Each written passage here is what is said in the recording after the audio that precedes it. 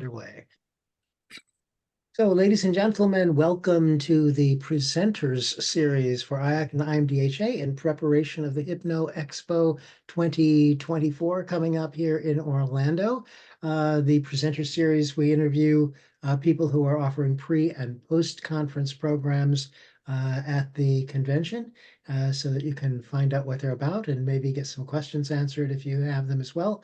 And we have a really good number of participants. We've got 30 people on here with us live tonight. And of course, as we've mentioned to those of you who are on the call, there will be replays posted and stuff as well. And so I'm sure that a number of other people will be checking in for it after that. If you are watching this on a replay, do remember you can log in on the IACT or IMDHA websites and claim CEUs for the hour and a half that you spend with us on this program. So be sure and do that. So there we are. Sounds great. I think we're all just about ready to go. Roy Hunter, I have a terrible apology, unless you have something right in front of you. Do you I do. Do you? I'm very prepared, yes. Oh, God bless you so much. Because I could just sit here for a while and say some lovely things about Roy Hunter, having known him ever since the, well, some of you heard before the computer age, if one can imagine. Certainly way back in the last century. And he's such a lovely guy and makes a great contribution to our conference every year. And here he is once again. But Karen, if you'll do the formals, I'll appreciate that. Sure. I could wax poetic for a long time about Roy as well, but let me share with you what he thinks is most important for you to know about him. Roy teaches hypnotherapy professionals domestically and abroad. His hypnosis texts come highly praised and are required reading in many hypnosis schools around the world. Roy is the recipient of numerous awards, including Lifetime Achievement Awards from 3 different organizations, and he's a lifetime diplomate of both IMDHA and APHP.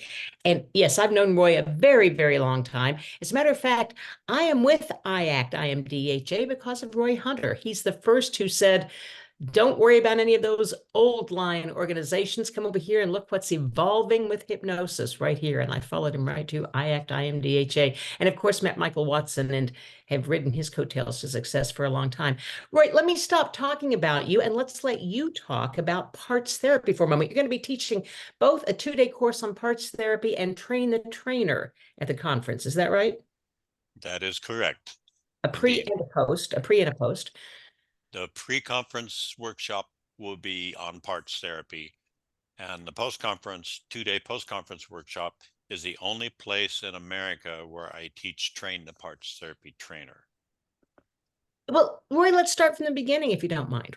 What is parts therapy? Roy's a man who needs no introduction, and parts therapy is a technique that probably needs no explanation. But I'm going to ask you to do it anyway, Roy. Please explain parts therapy to us. Parts therapy is based on the concept that we have various aspects or parts of the subconscious. And Bradshaw, who was very famous in America in the 20th century, said we all have an inner preschooler, an inner grade school child, an inner adolescent, an inner adult once we reach maturity, an inner parent once we become a parent. And when I explain parts therapy to a client, after mentioning that, I'll say, there's a part of you that wants to quit smoking or whatever the client's goal is. And yet there's another part of you that wants to keep on smoking. The part of you wanting to quit motivated you to invest your time and money for these sessions. But there's a part of you that wants to keep on smoking. Otherwise, you wouldn't need my services in the first place, would you? So in hypnosis, I'll guide you into hypnosis and act as a mediator. And we will talk to that part of you that wants to keep on smoking and rejected the good suggestions I gave you in your first visit. And then I'll ask questions to the part that motivated you to invest your time and money for these sessions. And basically, I act like a mediator and ask the right questions so that we can resolve your inner conflict. So it's an absolutely wonderful technique for helping clients resolve inner conflicts. So that's the basic concept of parts therapy. And there are variations. Charles Tebbets was a pioneer of parts therapy. And one of the qualities I greatly admired about Charlie was that he always gave credit to others where credit was due. So he gave credit to Paul Verdern. He also talked about uh, Freud and the id and the super id, etc. So there are other professionals who also have realized that we have parts. So when I do the complete 2-day workshop, I also briefly overview some of the more common variations, such as voice dialogue that was popular in the 20th century, ego state therapy, which Watkins and Watkins originated back in the 20th century. Gordon Emerson was their protege, and Gordon has evolved it into what he now calls resource therapy, which makes my parts therapy protocol look simple by comparison. I had the privilege of meeting Gordon Emerson when I taught parts therapy in Melbourne, Australia, back in the first decade of the 21st century. And Gordon Emerson is a psychologist, a published author, a hypnotherapist, and I really appreciate that Gordon Emerson and I have something in common. We strongly believe in client-centered hypnotherapy and doing for the client what I believe I would want done if the roles were reversed. That's a little bit more than a simple explanation, but it's based on the concept that we have various components to the subconscious. And I used to teach in the late 20th century that I didn't want any new parts because I found out there was an instructor who was telling his students to create new parts to take on a new job instead of mediating between the two parts and attempting to get the negative part to take on a positive job. And I'll give you a personal experience about that in a minute. But first, let me mention that, sorry, broke my train of thought. Cut me some slack. I'm 80. Anyway,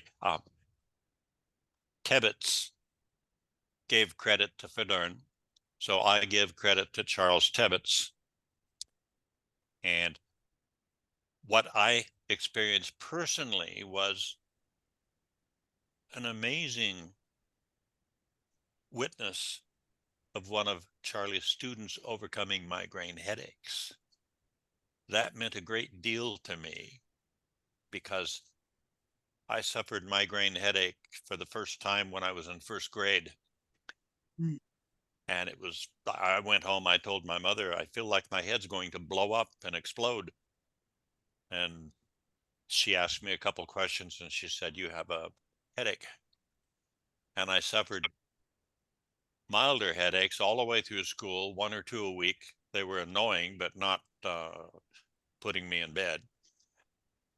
And I suffered 1 or 2 migraines a month for decades. After this student in the class saw Charlie for migraines, I was inspired. And then, unfortunately, all the months I studied with Charlie, I was so analytical that none of the people in the classroom could get me deeper than a light state of hypnosis. Finally, after finishing Charlie's class, one of the fellow students, we traded sessions, and she was able to get me into somnambulism for the very first time using a mental confusion induction because I'm an analytical person, very analytical. And that was my breakthrough. So after that breakthrough, I thought, well, can parts therapy help me overcome the headaches? And the answer was yes. So in trading sessions, the part of me causing the headaches called himself the judge. And she said, what job do you do for Roy? And the judge said, he has to become perfect as the Father in heaven is perfect. That's what Mom taught us. And then,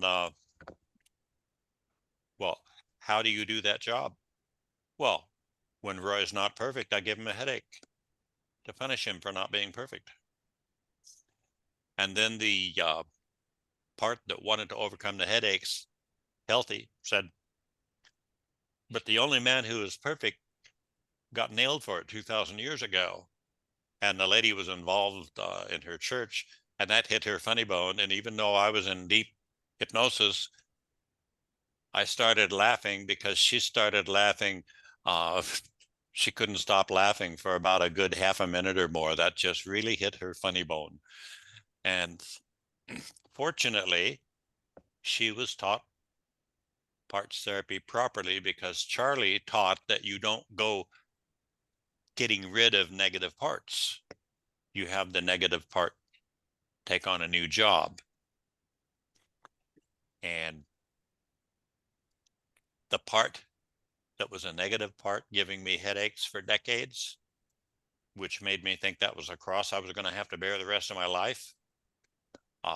One parts therapy session changed my life. And that's one of the reasons I'm so passionate about it, because in the past 3.5 decades,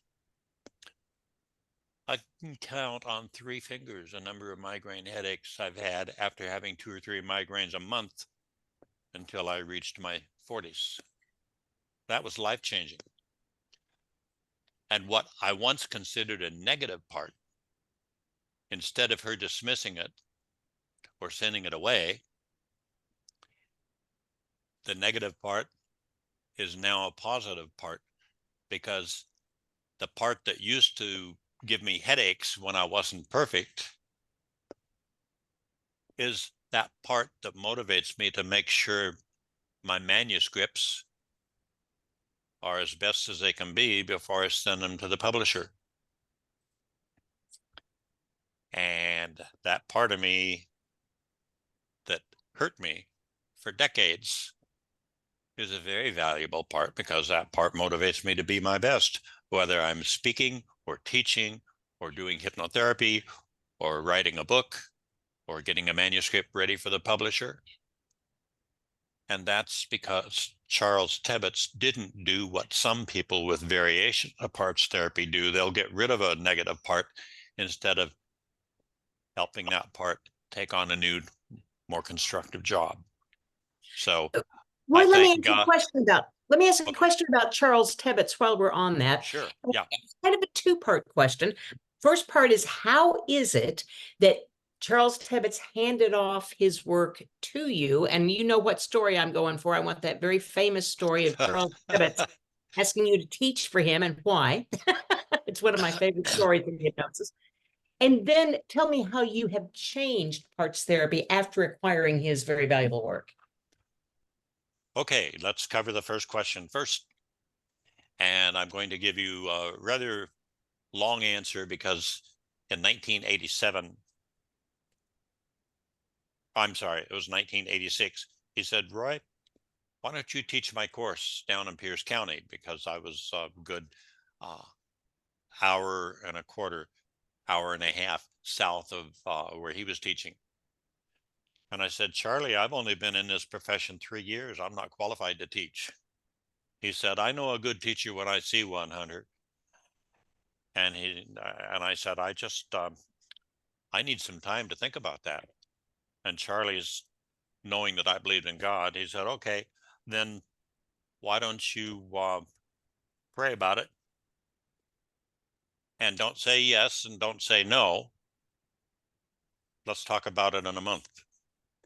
So I went home and I did something that I used to believe you shouldn't do. I said, okay, God, if I'm supposed to teach, then let me convince Tacoma Community College to allow me to teach the course as part of the adult continuing education program, because I had been hired by the college occasionally to teach an evening course on self-hypnosis. And that also brought me clients, because sometimes I would teach a course on self-hypnosis for managing stress, and I would mention how you could use hypnosis for helping people quit smoking and for weight management. So then I was scheduled to go teach the following Tuesday and I don't remember to this day whether it was a class on weight management or smoking cessation. And my department chair called me in the afternoon and said, can I buy you dinner before you teach tonight? I want to run an idea by you. I found out that they had an old law on the books that in the city limits of Tacoma, you couldn't practice hypnosis unless you were a physician or a psychologist. I got permission from the county to have my office within the city limits because I called and said, I'm licensed by the Washington State Small Business Association by, as a tax-paying business. And I have a chance to have an office in the city limits of Tacoma, but I understand you have an old law in the books. But I can be in an office at the Tacoma Mall office building. Do you want my taxes? That was a magic question. And she said, yes, if you have a legal business license, then you're legitimate to practice hypnotherapy within the city limits of Tacoma. So when the department chair asked me if I'd ever considered teaching at the college, she also knew about that law. And then I told her what I just told all of you.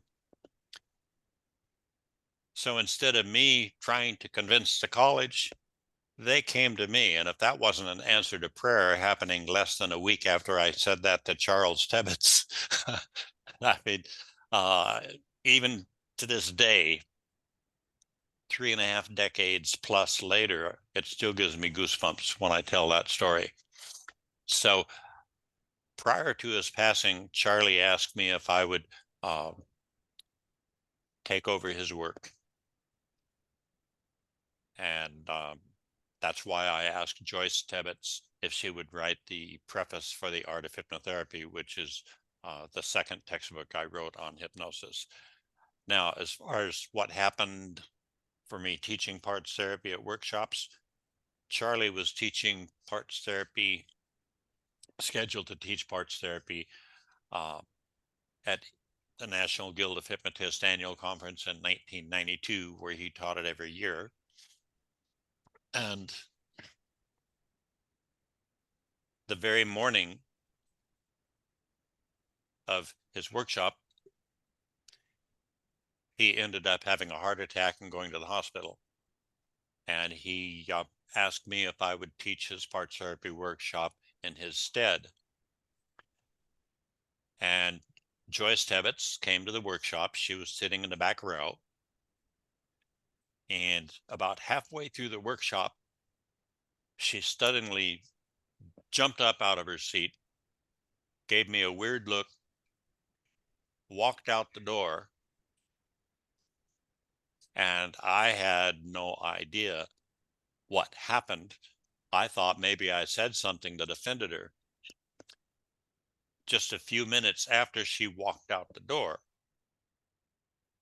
one of the executives at the NGH walked in the door to announce that Charlie had passed. He passed when I was in the middle of the workshop. Having been with him for months, I knew from Joyce's own lips that she did not believe in metaphysical stuff or ghost stories or any of that stuff. You know, that was a bunch of woo-woo. She wasn't into the woo-woo stuff. And then later that evening, when my wife and I were comforting her, along with Dwight Damon, for losing her husband, she apologized to me for walking out so abruptly. She said, I want you to know why I walked out so abruptly. And of course, I know her position on ghosts. She said, I knew Charlie had passed because he was standing behind you, putting his hand on your shoulder and waving goodbye. And she said, I knew immediately that he had passed because I saw his spirit. Coming from Joyce Tebbets, that to me was a profound awareness. And it turned out that that was the precise minute of his passing when she walked out of my workshop so abruptly. And she said, I knew that he was, as his farewell, endorsing you to continue his work. I think that's the story you wanted to hear, right, Karen? It is, and I think you got both a sign from God with Tacoma, Washington, and a sign from Charles Stebbins. Yeah, You got, I think so.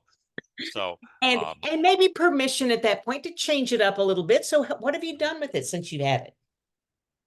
my biggest change happened within my first few months of practice because Charlie was a debate champion when he was in school.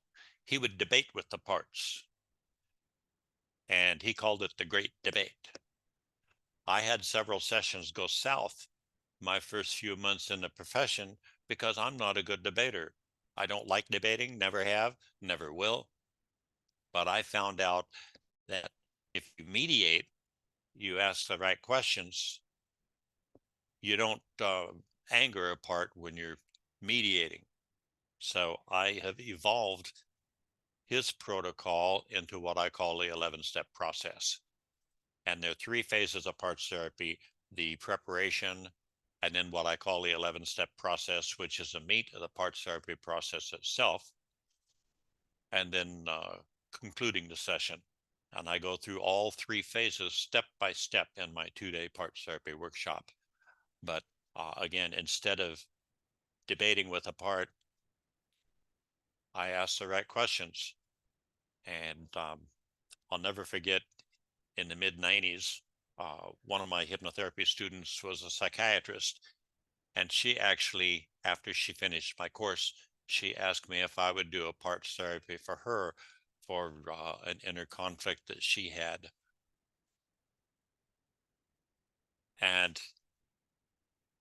when I awakened her from hypnosis, she said, wow, the resolution was so simple. I don't know why I didn't think of it. I looked at her and I said, you did. All I did was ask the right questions, but her answers came from her. So parts therapy is very client-centered when you do it properly. But there are people with some variations who tell the parts what to do, and they debate with the parts. And that's the biggest change I made. And Charlie actually learned about that change while he was still living. I get a call early 1990. Charles Stebbins here. Hey, Roy, what's this I hear about you not teaching the Great Debate? And I said, can I come up later this week and talk about it over lunch? Sure, I'm available tomorrow. So I went up there the next day and I told him that one of my hypnotherapy students had taken his class and also took my class. And he came up to me and said, Roy, I was doing the great debate that Charlie taught with one of the women in my church, and there was a rebellious part, and I can't even get her back into hypnosis. I said, what happened? He said, well, I was doing Charlie's great debate, and this part was being rebellious. And I finally said, look, your husband wants you to yada, yada, yada. And the husband is the head of the house because that's one of the dogmas in the church that this guy belonged to.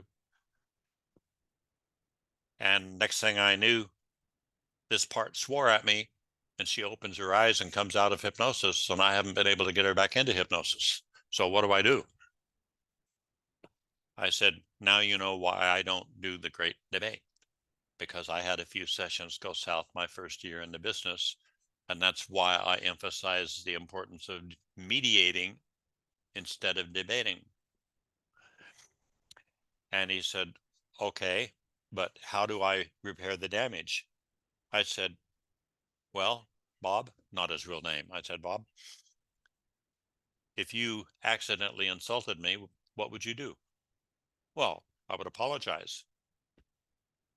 I said, then apologize to that part before you attempt to induce hypnosis. But what good will that do if I haven't called the part out? I said, you don't think that part is listening? I said, that part is preventing her from going back into hypnosis. So my recommendation is you apologize to the part before you attempt an induction, and then after you call the part out, apologize again and mediate instead of arbitrate. A week later, he told me that the part accepted his apology. She got back into hypnosis. She resolved her problem, and he thanked me for the solution. And I shared that story with Charlie.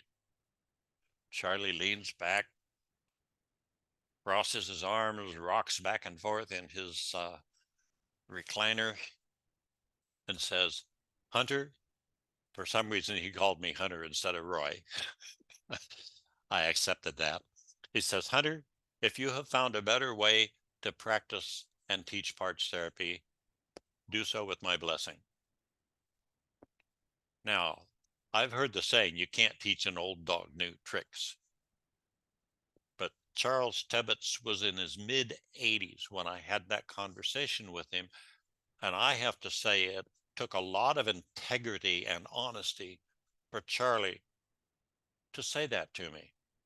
And my respect for him skyrocketed when he gave me that response.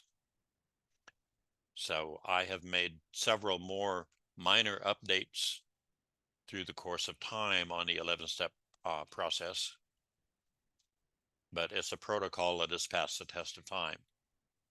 The preparation phase includes the brief discussion with a client in advance of the trance, because if any variation of parts therapy is attempted without a pre-induction discussion, there's a risk of the client believing that he or she has multiple personalities or DID. So we go through the pitfalls, potential pitfalls. First of all, when I do the workshop, I overview the concept like I'm doing for all of you now. Then I take a while to discuss variations. There's a very in-depth participant workbook that's fully referenced according to APA standards. And we'll go through the workbook step by step, starting with the first phase of preparation, then the 11-step process, then the conclusion, and then questions and answers. The workshop includes how to know when parts therapy is indicated, because it's not for everybody. There's no technique, in my opinion, that this is a professional opinion. There's no technique that is so good it'll work for all the people all the time. So I teach and practice client-centered hypnosis because I believe in fitting the technique to the client instead of trying to fit the client to my favorite technique. So sometimes it's obvious when parts therapy is indicated, like if a client knows he or she has an inner conflict, or if they come in and say, well, I really want these suggestions to work, but there's a part of me that just keeps rejecting all those good suggestions you gave me last week. Well, parts therapy is obviously indicated in those situations. Or if a client is seeing me for a medical condition with a physician's consent, because I don't believe in practicing unlicensed medicine. Yeah. So I know there are some people who will risk it, but I'm not willing to take that risk. So Charlie, you mentioned, I'm sorry, I just called you Charlie. It's interesting, right? But you mentioned a number of people that were involved in the earliest development of parts therapy or parts work, generally speaking. Some of them with some pretty impressive academic credentials as well. So what I'm wondering is parts therapy recognized by other people in mainstream healthcare?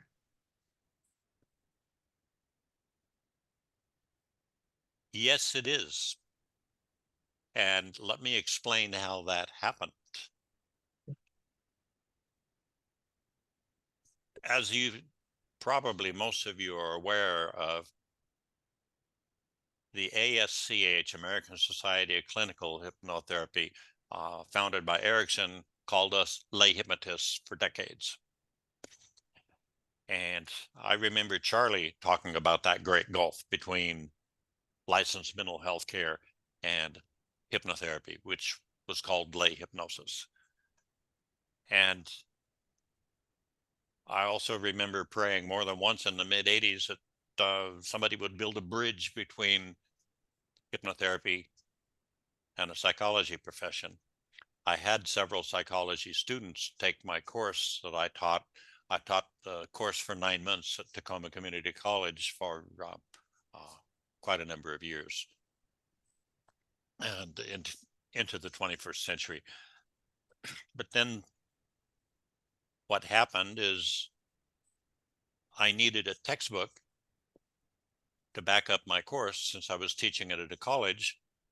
So I wrote The Art of Hypnosis, which was to cover the first 3 months, and that's the basics, followed by The Art of Hypnotherapy, which was months 4 through 9.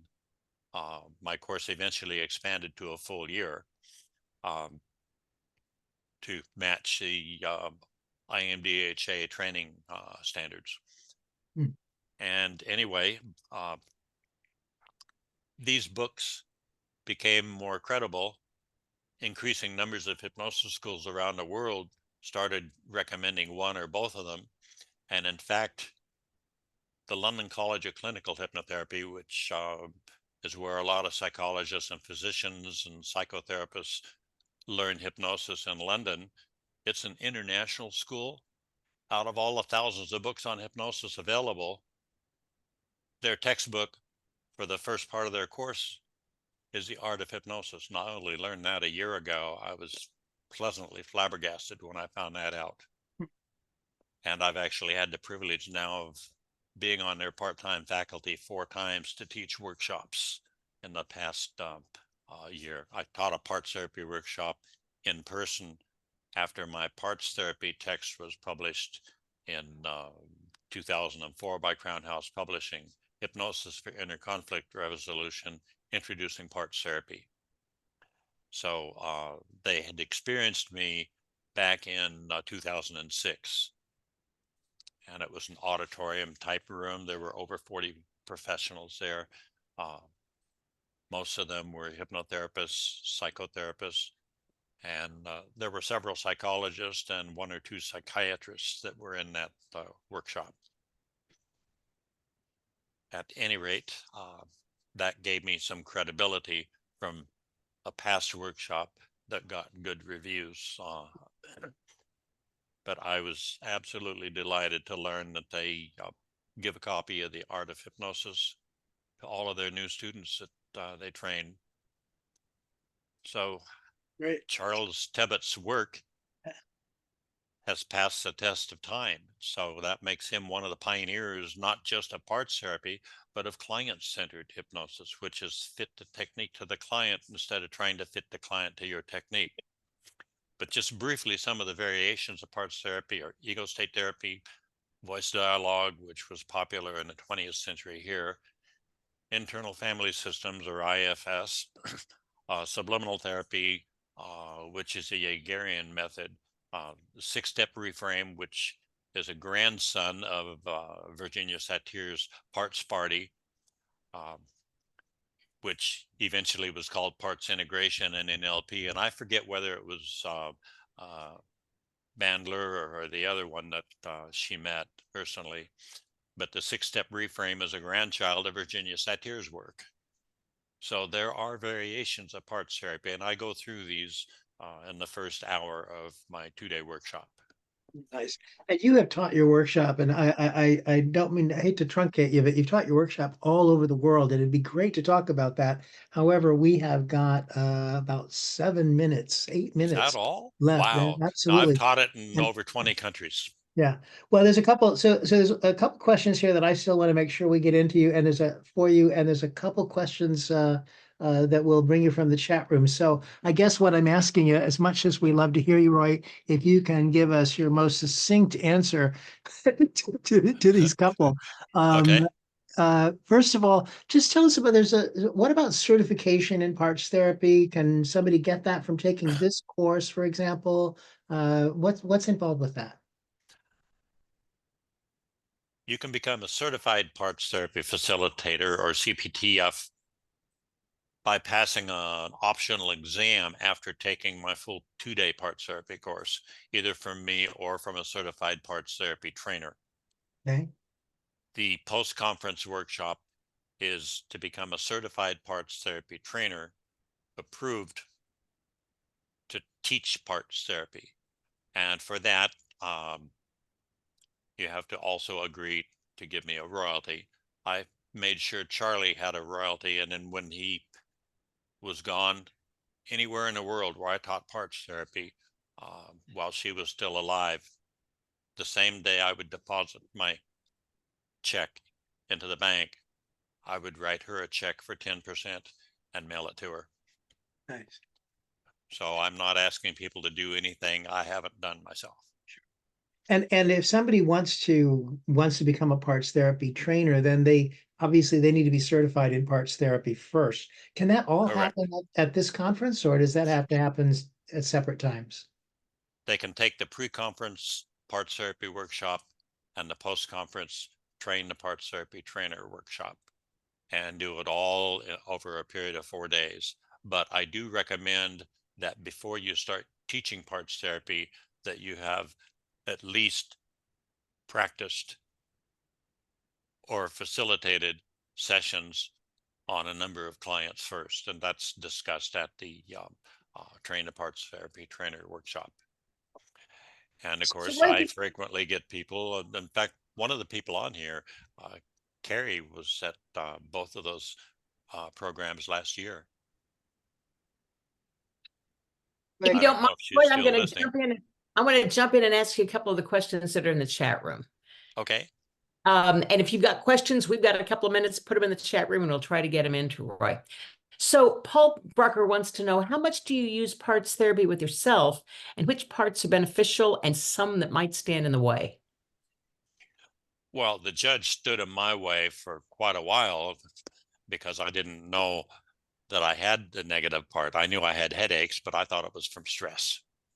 But the judge changed jobs and agreed that he would stop the headaches if I agreed to be my best. And the part that wanted to be healthy and overcome the headaches said, well, some days Roy's best is better than other days based on how he feels physically and emotionally, or what else is going on in his life. And that's true. So if a negative part refuses to budge, I call out a third part that's neutral and ask for words of wisdom to help us get past the impasse. And that's discussed in detail in the workshop. I won't go into how I do that now, but I look for a way. And if all else fails, I'll ask for whatever part has the client's best wisdom, knowledge, understanding, training, and experience to come forward. And just briefly, I'll mention years ago, there was a smoker who had a part that would not budge an inch. And when I ask for whatever part has your best wisdom, knowledge, understanding, training, and experience, after the yes finger moved, I am here. What name or title shall I call you? And the response was higher self. Higher self told the two parts what to do. And during the intake, this smoker had said, whatever you do, don't bring anything spiritual or metaphysical or religious into this because I'm an atheist. I'm proud of it. Well, the client's my employer. But this didn't come because I called out a higher power part.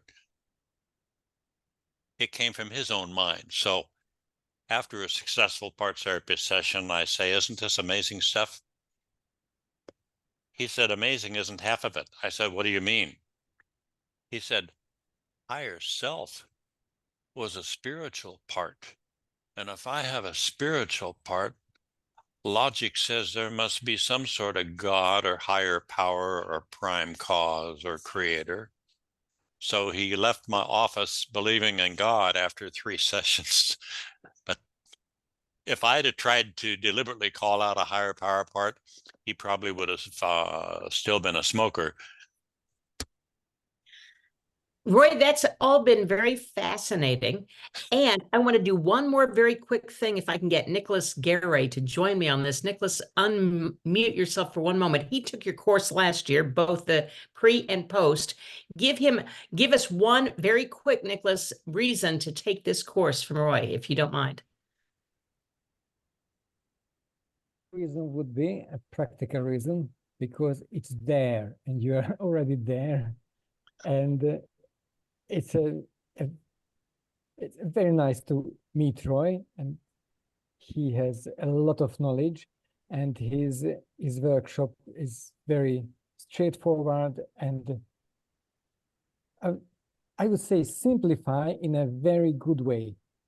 Thank you. So you Excellent. will understand it and you will be able to use it. Thank you very much. I hate to move along, but Michael Watson's up next, and I've got to get him in on time. So, Nicholas, thank you for that testimonial. And Roy, how was that? Right here on the call, you got a brilliant testimonial for why to take parts therapy or train the parts therapy right ahead of the conference for 2 days or right after the conference for 2 days. And let me clear it up. You can take just the parts therapy part pre-conference and get your certification by taking a follow-up test. You can take both of them, parts therapy and train the trainer parts therapy, after the conference and walk away with the ability. You've got to go practice first, but the ability then to go on and teach it. Is that correct, Roy? Yes.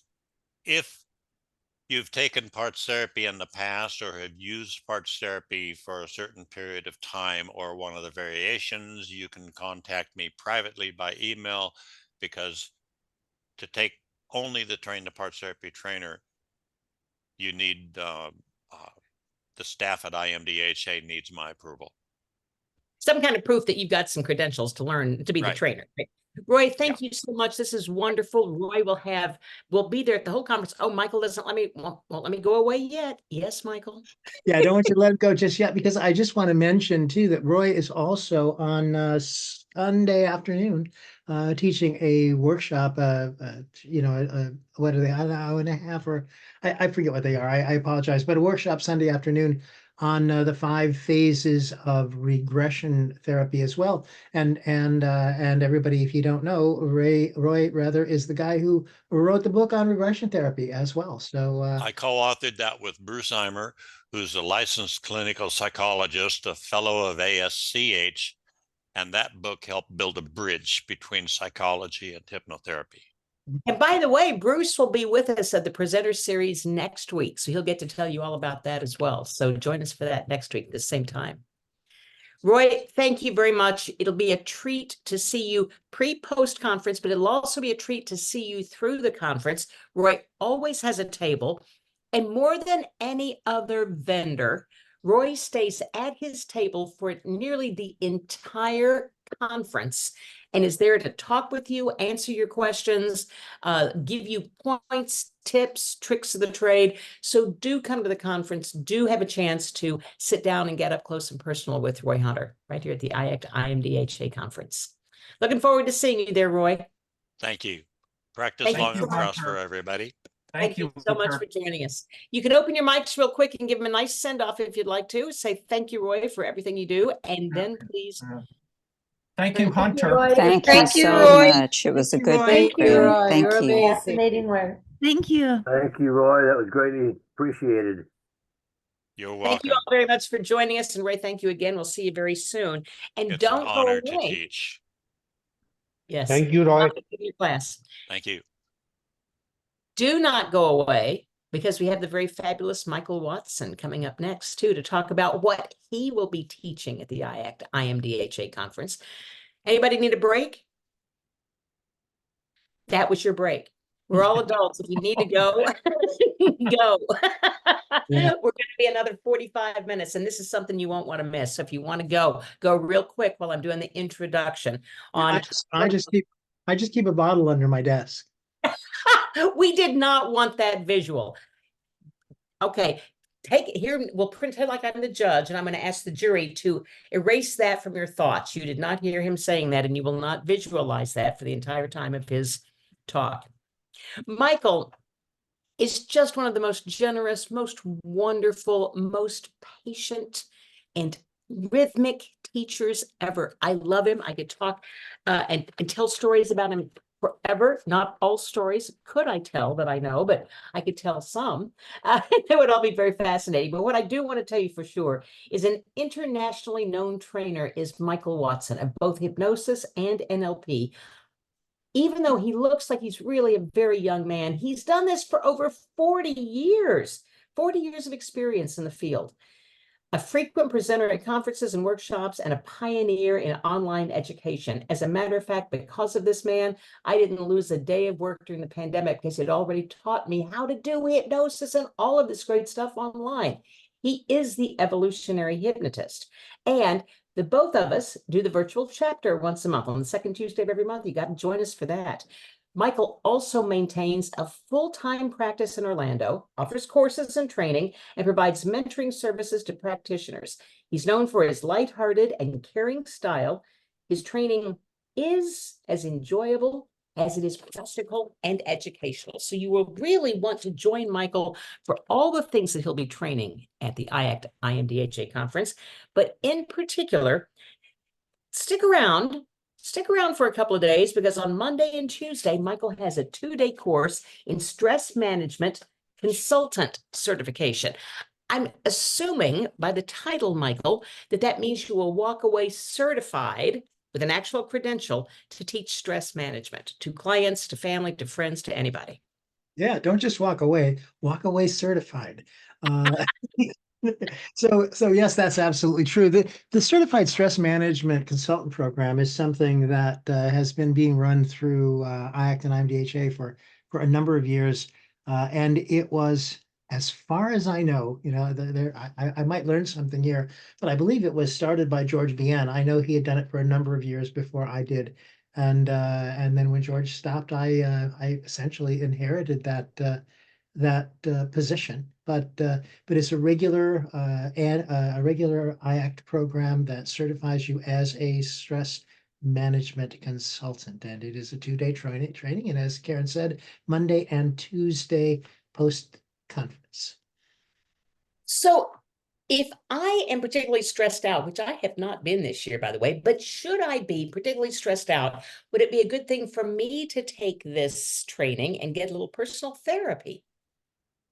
Well, and if you haven't been stressed out, I think you probably should take this training as well, because the training is guaranteed to stress you out and to give you all of the tools that you need to get past it. And I'm joking about that, of course, but here's the thing: stress is one of those things. Stress just happens. Stress exists. And Karen, you used a lovely phrase. I like that you said stressed out, because when you hear it, you realize that she's talking about something just a little bit different than stress itself. You can't live in the world without being in stress, whether the fact that gravity is at work means that stress is taking place, in your body, in your life. The fact that there is weather, that there is news. There's no way, as long as you are above ground, to live a life without any stress. So what I think, Karen, and I love that you said it that way, because what that tells me is that you've got some really good tools for handling it. Because the thing that people really when they get stressed out, I think the thing that people are really talking about is the experience of anxiety, which is the result of stress. And as you'll see as we talk about this, tonight, it isn't that stress is something to be feared or concerned about. The issue is, do we know how to respond to it? Do we know how to use it? Because it's a perfectly natural thing, and you are created to be able to withstand stress.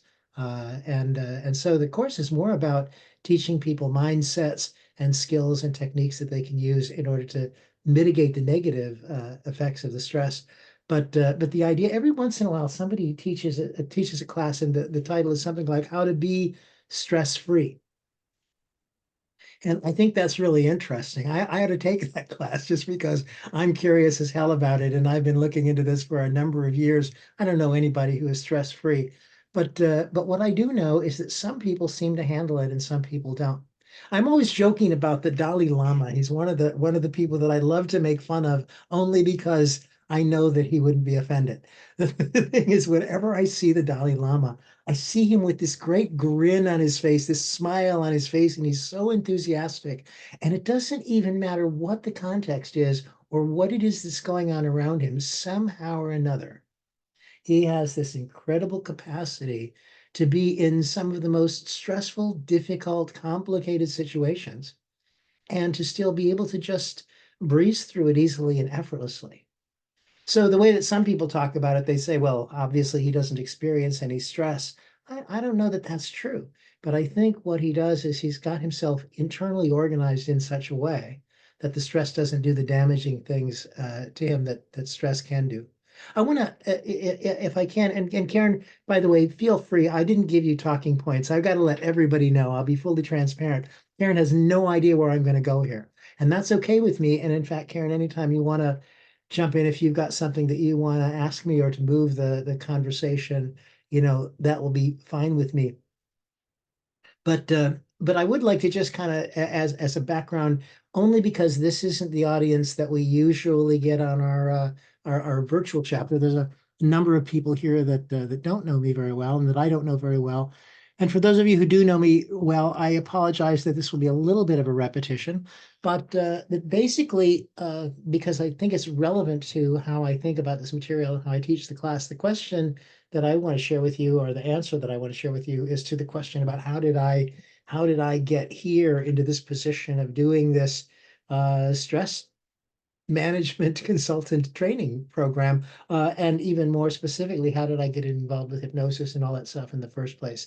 So the shortest version that I can tell you, for those of you who don't know, is that I started out in ministry and in the priesthood of the Episcopal Church. And I was working for the Diocese of Chicago in the Diocesan Counseling Center. And what I was doing there, and some of you know, this was right about the time that yoga had just been invented, uh, at least in the United States, brought to us, by way of the Beatles and the Maharishi Mahesh Yogi, and everything groovy that was going on in the late 60s and early 70s. And then in the 70s, Shakti Gawain wrote a book. Some of you know. I'm just curious. I can't really see all of you because I'm recording this in speaker mode. But I bet you that there's a lot of you know who Shakti Gawain is. Shakti Gawain wrote a great book called the Creative Visualization. Creative Visualization and the Creative Visualization Workbook, two different programs, and was teaching people to do creative visualization. At about the same time, there was a movement in the church that was mostly like monks and nuns. It was kind of interesting where it was coming from, and people were using creative meditations in sort of spiritual work and spiritual pastoral counseling work as well. So I was in the Diocesan Counseling Center in Chicago using some of these visualization techniques and meditation techniques with clients. And it was weird because I had no previous knowledge or understanding of hypnosis at all. Nothing about that other than, I'd seen a couple stage shows. I knew about Sybil rather, and the Three Faces of Eve. I had nothing but bad examples. But I'm doing this guided visualization, these spiritual journeys, if you will, with clients in the cathedral offices in Chicago. And one day, this guy sort of popped out at the end. He opened his eyes and he looked at me and he said, Michael, said, this is really hypnosis.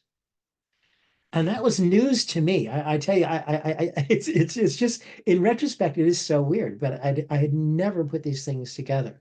I had spent a couple of years in a Benedictine monastery before I was working in Chicago. I had a life of meditation and prayer and this sort of inward focused experiences, but had never even occurred to connect them with hypnosis. So that's sort of my hypno deal. And I think it makes a big difference in terms of how I think about hypnosis and what it is that I do, because I didn't come here looking for a job. I came into hypnosis looking for a way to express what was ministry to me. And so it continues to be that. And as a result, I love it when I hear people like Roy Hunter talk about client-centered therapy. I am about as client-centered as I think that I can get. And in fact, I often describe what I do as being client-driven hypnosis. And there's just a few distinctions there, but it really aims at this idea of not pushing the river, but really trusting in the client's unconscious and the way that things can flow and unfold, when you create space for them. So Hmm. So after that experience, I immediately decided I had to learn hypnosis, and I took a course. I moved from Chicago to Houston, Texas, where I took a course from a woman named Anita Bird. I wish I could find her again. Such a lovely lady. So I've got to keep saying her name until somebody recognizes her. Anita Bird, Anita Bird, and she was great. But it was 35 hours. That is, it was 3 hours. Wait, how was it? Not even 35 hours, like 30 hours or something. It was 10 weeks, 3 hours a night, something like that for Wednesday nights for 10 weeks. And when it was over, I felt like I really had gotten somewhere in terms of being able to do inductions. But on the other hand, I was already pretty good at inductions. I was pretty good at using meditative practices to move people into altered states. And I thought I was doing well with that. But I was a little lost about the therapeutics of it, and I didn't know what to do with some presenting problems that might show up, and they weren't adequately covered in Anita's course. So what Anita had done, however, was she had enrolled in one of the very earliest NLP practitioner trainings that was ever offered. And it was offered by Leslie Cameron Bandler, who was Richard Bandler's wife at the time, and a woman named Metha Singleton from San Rafael, California. And they taught this class in Houston. And the hypnosis teacher was telling us a little bit about it, like kind of week by week, and teasing us with it just a little bit until it got me reading books and things. And ultimately I finished her class. And the next thing that I decided to do is to move to Colorado because there was an NLP training organization there. So I got trained in neurolinguistic programming. I met Robert Dilts while I was there, who was one of the co-developers of NLP. So I then moved to California and did a residential with Robert Dilts, who was working on beliefs and their applications in health with NLP. But also, Robert Dilts and John Grinder together had begun teaching some hypnosis protocols that they had modeled from Milton Erickson. And along with that, I met a man named Stephen Gilligan that some of you may have heard of. For those of you who don't know Stephen Gilligan, I would really encourage you to look him up. He's just one of the most loving, great examples of what I would call brilliance in Ericksonian hypnosis. He was a protege of Erickson's. Aside from Ernest Rossi, he probably spent more time with Erickson than anybody else on the planet. And he seems to have really integrated into his process is something that comes from Erickson. I would like to say that in my experience with Stephen Gilligan, I received a transmission. That is, I got something that is one day, and some of you have had this experience, I'm sure. One day, you do what you do and you keep doing it and you keep doing it and you're pretty good at it and you've learned your techniques and stuff, but one day the light bulb goes on. And it seems that there's a new understanding that says, wait a minute, I don't have to remember all of these techniques and how many steps are in this process and all of that stuff. Now, by the way, your mileage may differ from me and you may have different thoughts about that, but it just occurred to me, really hypnosis and effective hypnotherapy really is more the result of where it is that you come from when you're doing what you do. And I've known people who really have that kind of an open, healing, therapeutic heart, who hardly know any technique at all, and they do great work with clients. And I know other people who have taken every class that they can take, who have read every book that they could read, who have learned every technique that's out there. and who don't seem to be able to make the connection that is so important in the work that we do with clients. So that's not yet about stress. So I don't want to want to stay there a whole lot longer because I really want to get to the content. But I hope that'll give you some idea at least that I really think that hypnosis is a place to come from. I really think that approaching stress, by the way, as well, is an issue of the mindset that you have when you're going through stressful situations as well. So maybe we should start about there. So let me tell you about the class. 2 days, and in those 2 days, you will learn about stress. You will learn ways to respond to it and to teach it to others. You'll learn all about the chemistry involved with stress. You'll learn how to incorporate the things that we cover in the class into your practice with clients. If you want to be a one-on-one, just to make it a part of your hypnosis practice, that's great. If you want to do one-on-one consulting with people with stress-related issues as well, you'll have the tools that you need for that. But also, we're going to give you some outlines and some thoughts and ideas about how to be able to present it in a seminar format in business contexts and a variety of other places. And some people really prefer to do that. I hope you want to do both of them because they're just both great ways to work. So we'll actually give you outlines for how to do a 1 hour program or a half a day program or a full day program or even a 2 day program that you might do in your own office, you might do in rented hotel space somewhere, or you may go into some corporation and offer it through their human resources department or something like that. So, we'll cover all of that sort of stuff and you will have all the content that you need. Controlling stress, though, and ultimately that's what this is all about, is about knowing how to manage it. And see, for instance, Karen used the phrase earlier about being stressed out. There's that word again. I love it. And I like to think about being freaked out. That's and it may be just be a question of what year I was born, but the thing is, being freaked out is something that I know very well how to do.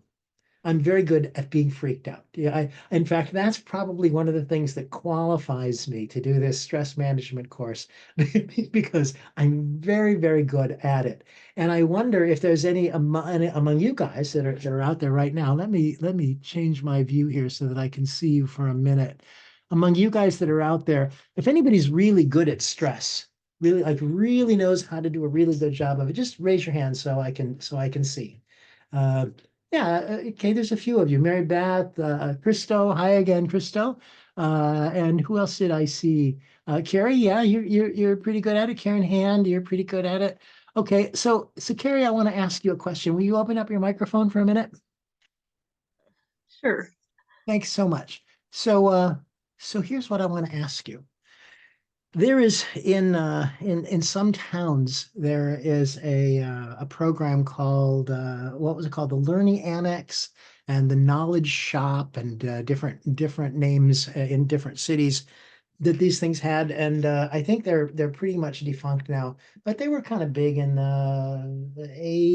maybe the 90s, 80s and 90s, I would say, and if you knew how to teach anything, you could get a class. You could teach a class through the knowledge shop, and the knowledge shop handled the reservations and all of that stuff. And you got half the money, and they got half the money. I know a bunch of hypnotherapists, by the way, who taught stop smoking classes or something for these kind of deals, and it was a really good way to build practice. So that was pretty cool. But you could teach anything. So it could be wine tasting. It could be how to fold your clothes so that you can fit them all in the suitcase, what life hacks, whatever you wanted.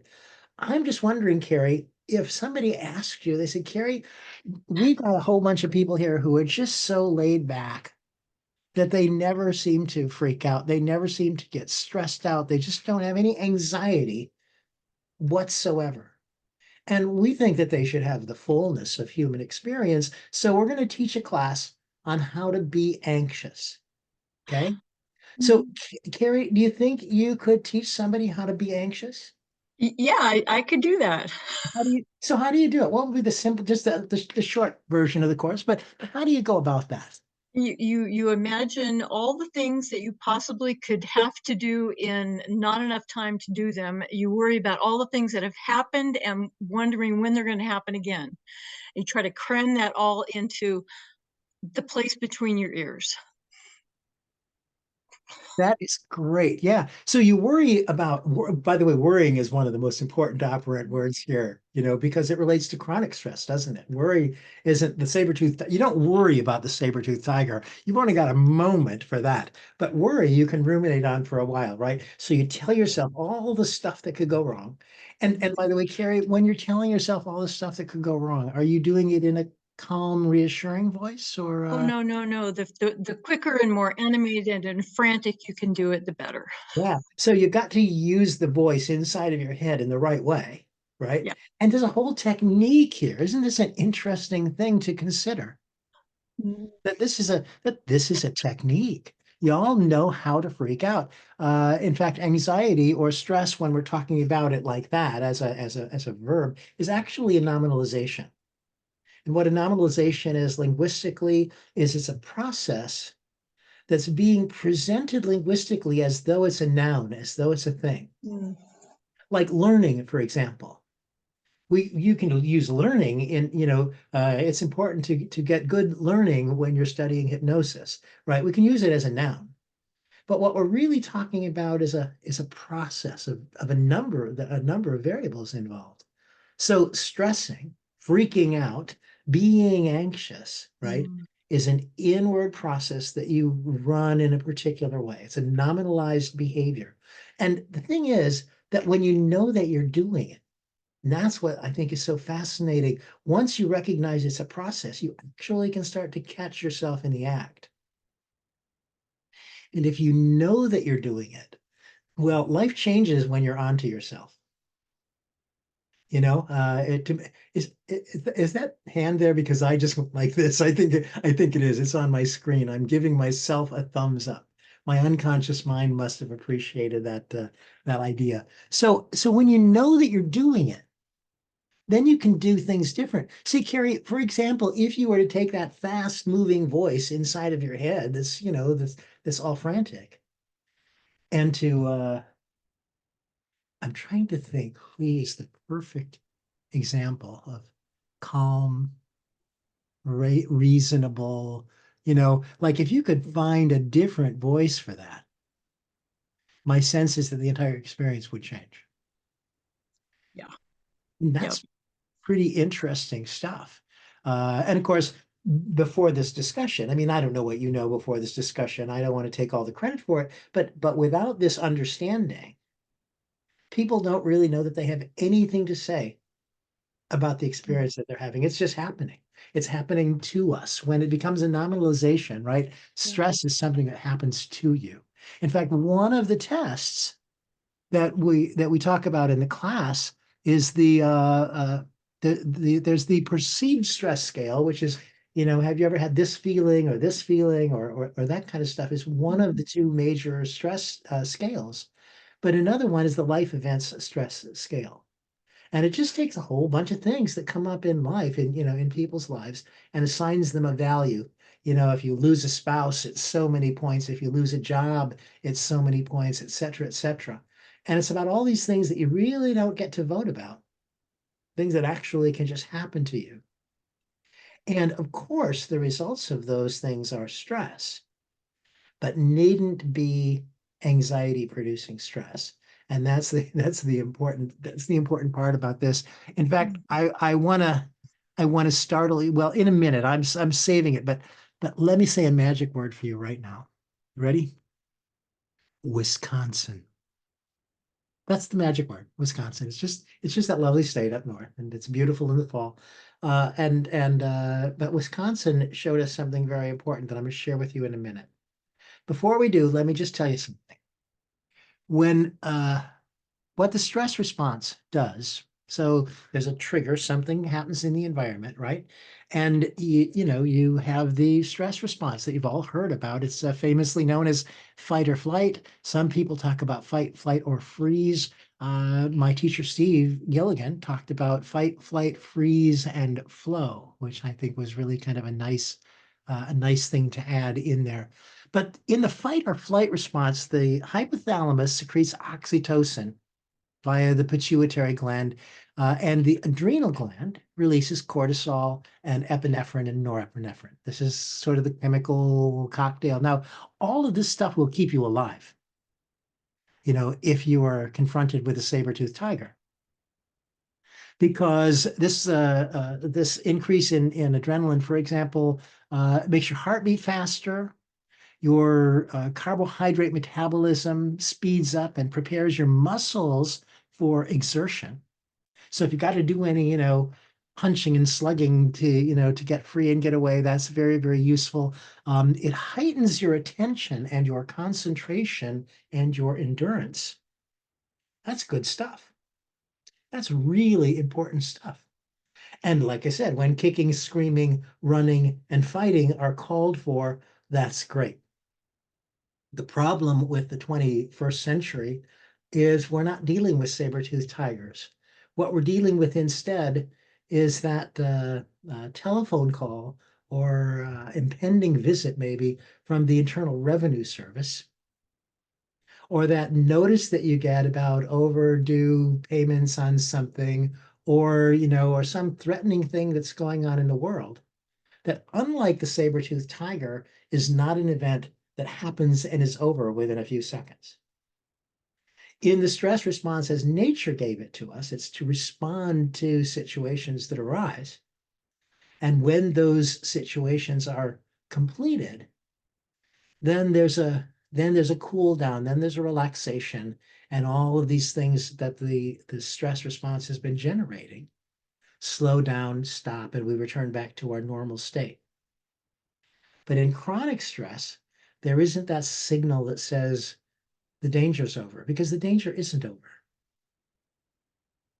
There's always something, and we're working towards something for months, sometimes at a time, for years, sometimes at a time.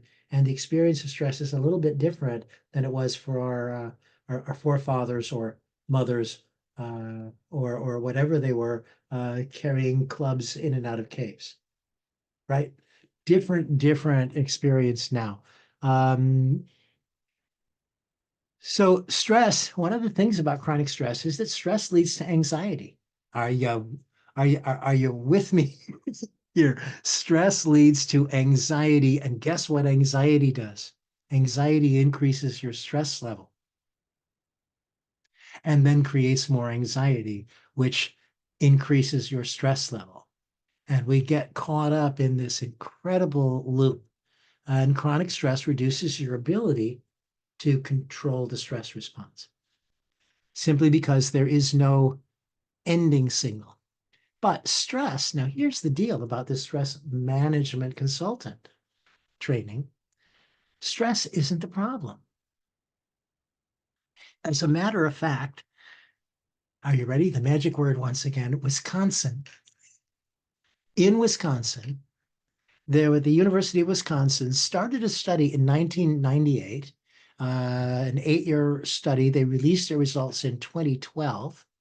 And it completely changed the way that we talk about stress. The history of stress management programs has been that the first half of the program is just to let people know how horrendously terrible and dangerous the world is that we live in, because stress is everywhere and it's going to kill you and it's going to give you a heart attack and all that stuff. We are teaching people about stress, right?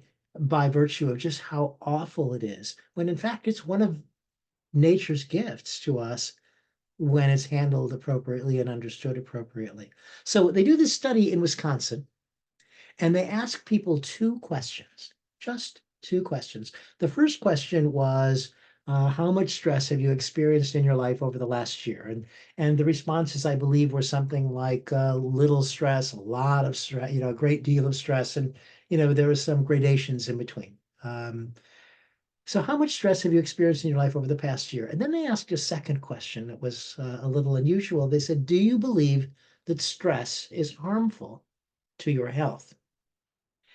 And after 8 years, they went back like they do, and they checked in with all of the people, and they looked at the the mortality records, et cetera, et cetera, et cetera. After 8 years, they discovered that the risk of dying was 43% higher for those who experienced high stress. Now, that may not be surprising because, yes, stress is the boogeyman, 43% higher for people who have a whole lot of it. But then they discovered that the increased risk only applied to the people who believed that stress was harming their health. People with high levels of stress, but didn't believe that stress was harmful to them, were not more likely to die. And in fact, they had the lowest risk of anyone in the study, even those who reported very little stress. So the researchers concluded, are you ready for this? That it wasn't stress that was killing people, that it was stress coupled with the belief that stress is harmful. They believe that over the 8 years that they conducted their study, that 182,000 Americans may have died prematurely because they believed that stress was harmful to their health. That's over 20,000 deaths per year. That would make, are you ready for this? That would make believing that stress is bad for you the 15th leading cause of death in the United States. More people than skin cancer, HIV, AIDS, and homicides. That's really an interesting thing. So while we have been beating up oh, stress is so awful, let's make sure we don't have any of that. And people have been trying to find ways not to have any of that. What we haven't been teaching people is how to use it effectively, how to ride the wave, if you will. Boy, that's a weird surfing reference, which isn't usually anywhere near my wheelhouse.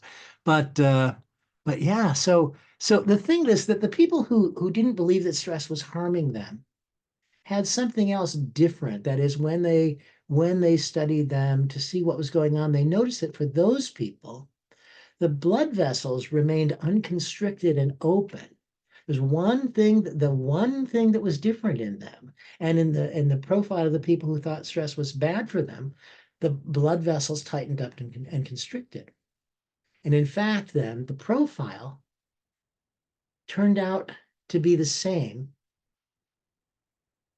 as those who are in hero mode. What's the difference between, that is to have the ability to fight, the ability to respond, the concentration, all of the good stuff. You've heard stories about mothers lifting cars up off of their babies, right? That's the kind of thing that the stress response can enable you to do. So now it becomes an empowering response. It's a wonderful thing. And you need to know how to turn it down. You need to know how to respond to it, how to manage it more effectively. But it was designed by nature to keep us alive. It's a good thing. It empowers you. And here's another part of it that I love, because it also releases oxytocin. Oxytocin is one of the favored drugs of the 21st century because it's come to be known as the cuddle hormone. We generate oxytocin when we hug people, but we also generate oxytocin. Its function is to make us social. I live in Florida. We've had a couple of significant hurricanes since I've been here. Well, two of them in particular that I really remember that stand out, but one that was really sort of devastating. And the thing that was amazing to me is in the last couple of days leading up to that storm, when it was impending and we knew it was coming, and in the time after that, the community grew so close and connected and supportive of one another in ways that, there are people that you can live next to for 20 years and hardly ever have two conversations with. But now something was different. So it's interesting to think that stress is something that makes you reach out for support when you most need it. That's pretty cool. And by the way, one of the best ways to fight it is to reach out and extend support to somebody else, because that also generates the oxytocin. Mary Beth, were you asking a question? Continuing Ed. Oh, okay. Sorry about that. So in the class, I've got to look at the clock here. My gosh, we're running out of time.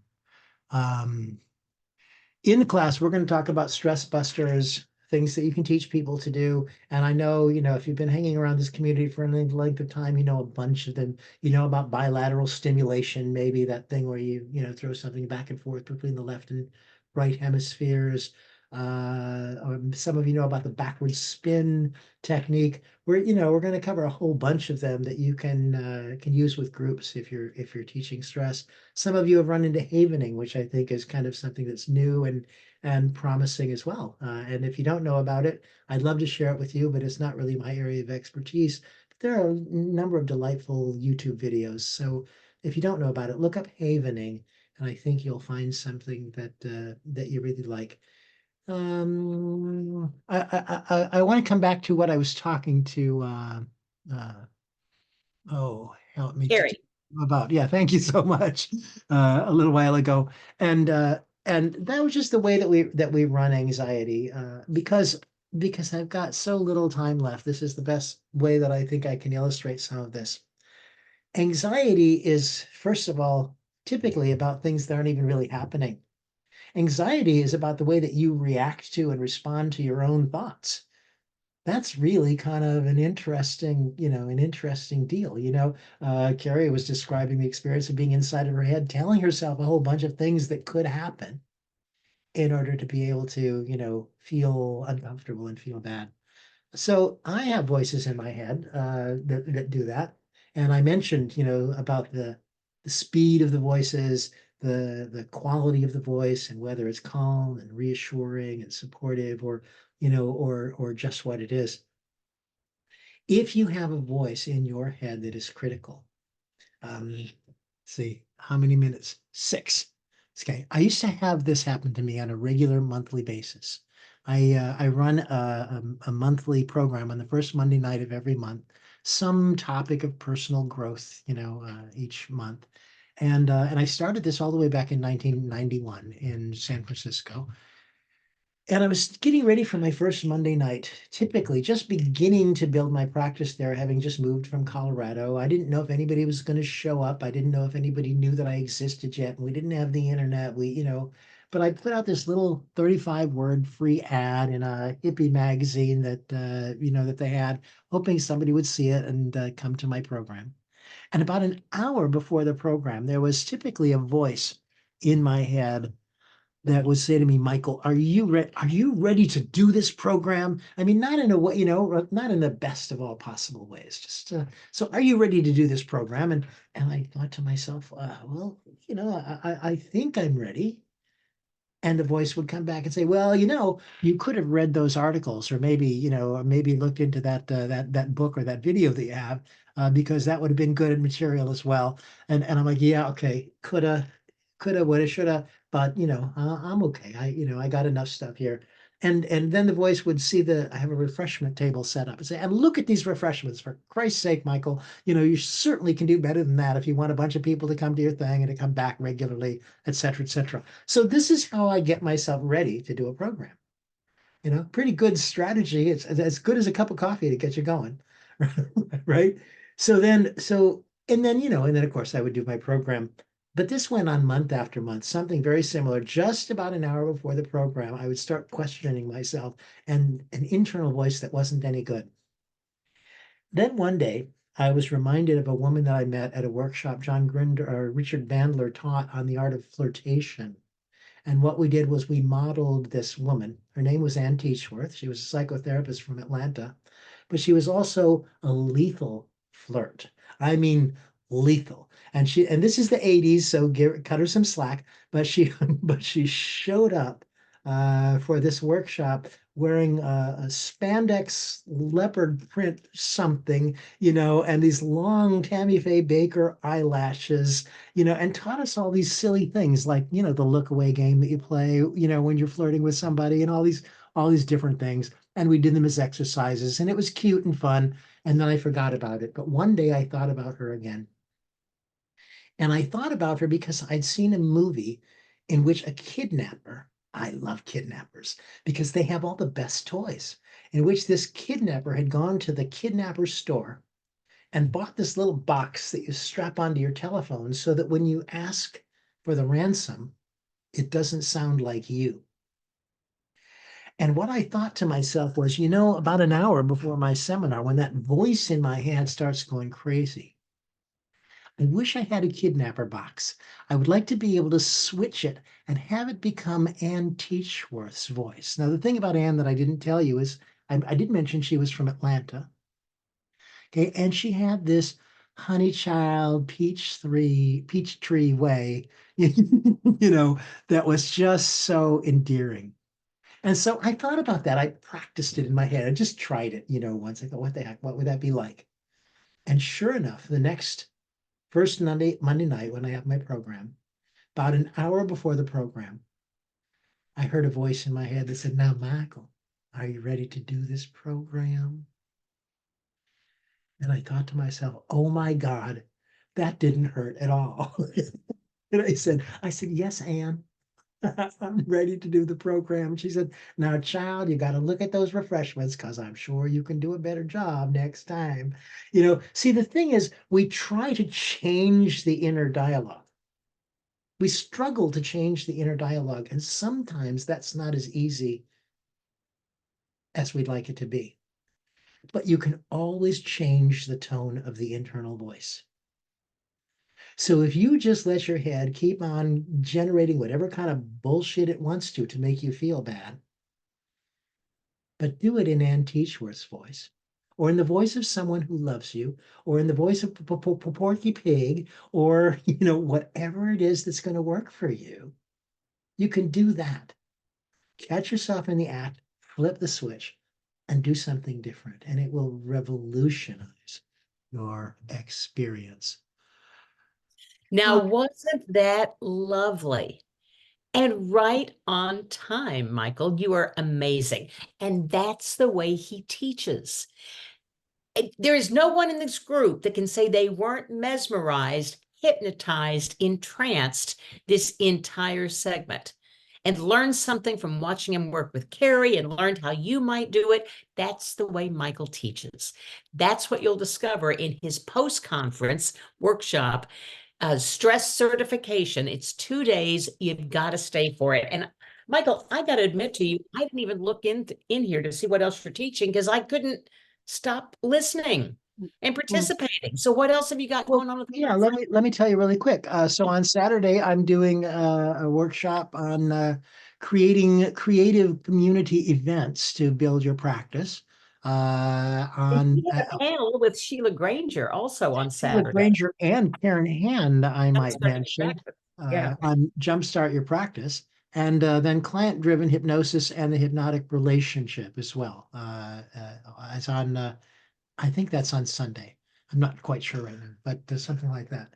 Yeah, so the price of admission, join us at the conference and stay 2 days and see Michael Watson. You'll feel great afterwards. You'll learn. The reason I asked you the first question, if I'm stressed out, can I come and get some personal therapy? That's the answer I wanted. Because yes, you'll get it for you. You'll learn it from the inside out, and then you'll be able to pass it on to everybody else.